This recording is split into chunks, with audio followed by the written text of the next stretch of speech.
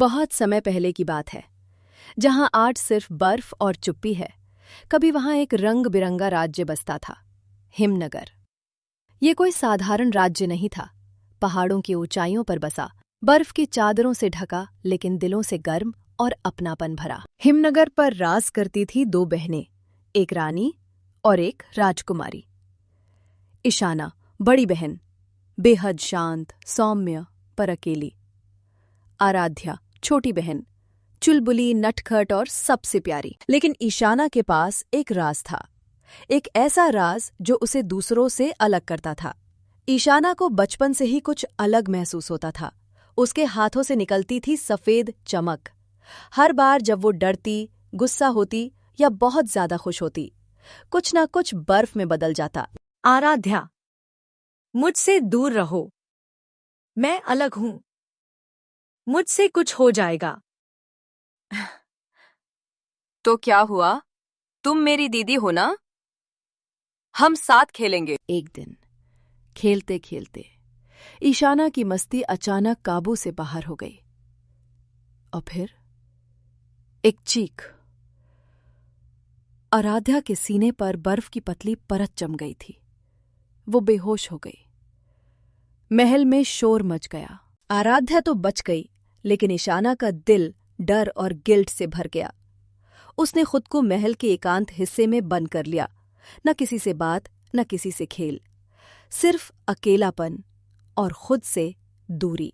अगर मैं किसी से जुड़ी तो उन्हें चोट पहुंचा दूंगी। मुझे अकेला ही रहना होगा, हमेशा के लिए।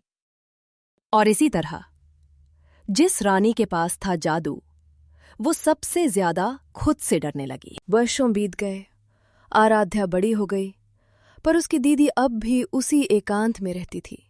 राज ने कभी उसे ठीक से देखा तक नहीं था। लेकिन एक दिन हिमनगर में घोषणा हुई, अब समय है रानी ईशाना की ताजपोशी का। पूरे राज्य में उत्सव का माहौल था। महल को फूलों, रेशमी झंडों और रंगीन बर्फ के फव्वारों से सजाया गया था। लोग जश्न मना रहे थे। ढोल, नगारे, नृत्य, पकवान और उम्मीदें। हमारी नई रानी कैसी होगी? कहते हैं वो बहुत सुंदर है, पर रहस्यमयी भी। ईशाना ताजपोशी में आई, सफेद रेशमी पोशाक में, सिर झुकाए, बेहद घबराई हुई। उसे डर था कि कहीं उसकी भावनाएं फिर से काबू न खो बैठे। दीदी, आप कर सकती हैं। आप सबकी रानी हैं। ताज ईशाना के सिर पर रखा जाता है। लोग तालियां बजाते हैं। पर तभी रानी, क्या सच में आप ही थीं जिन्होंने महल की छत को बर्फ में बदला था? एक सवाल, एक झटका, और ईशाना के हाथ कांपने लगे। नहीं नहीं नहीं, मैं कंट्रोल। एक पल में पूरा दरबार बर्फ में जम गया।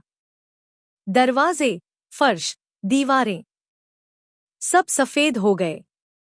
ये क्या कर दिया रानी ने? ये तो जादूगरनी है।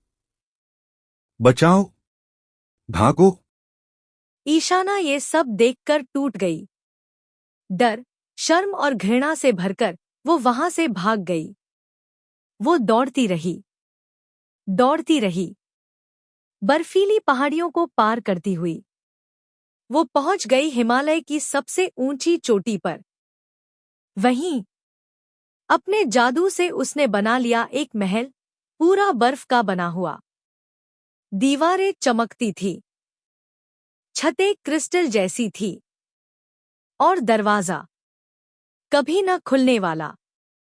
अब कोई मुझे चोट नहीं पहुंचा सकता, और मैं किसी को नहीं। और इस तरह ताजपोशी का दिन बना हिमनगर का सबसे ठंडा और सबसे डरावना दिन, जहां फूलों की जगह बर्फ जमी और रानी की जगह आई बर्फीली रानी। हिमनगर बर्फ में जम चुका था। लोग सहमे हुए थे, फसलें बर्बाद होने लगी थीं, और रानी कहीं गायब थी।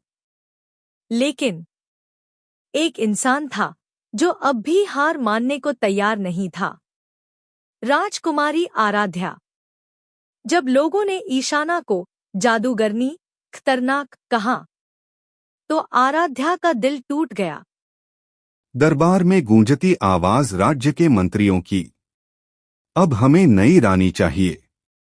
ईशाना को राज्य छोड़ देना चाहिए। हमारी जनता मर रही है। वो मेरी बहन है। अगर वो डर गई है तो क्या हम उसे और अकेला छोड़ देंगे? नहीं, मैं उसे ढूंढूंगी, उसे वापस लाऊंगी। आराध्या ने अकेले ही बर्फ से ढके जंगलों, पहाड़ों और खतरनाक घाटियों की ओर जाने का फैसला किया। आराध्या ने एक गर्म कोट, खाने का थैला और अपनी बहन की बचपन की एक तस्वीर लेकर महल से विदा ली। दीदी, मैं जानती हूँ कि तुम डरी हुई हो, लेकिन मैं तुम्हें फिर से मुस्कुराता हुआ देखना। अगर आपको वीडियो पसंद आया हो तो और मज़ेदार कहानियों के लिए हमारे चैनल को ज़रूर सब्सक्राइब करें।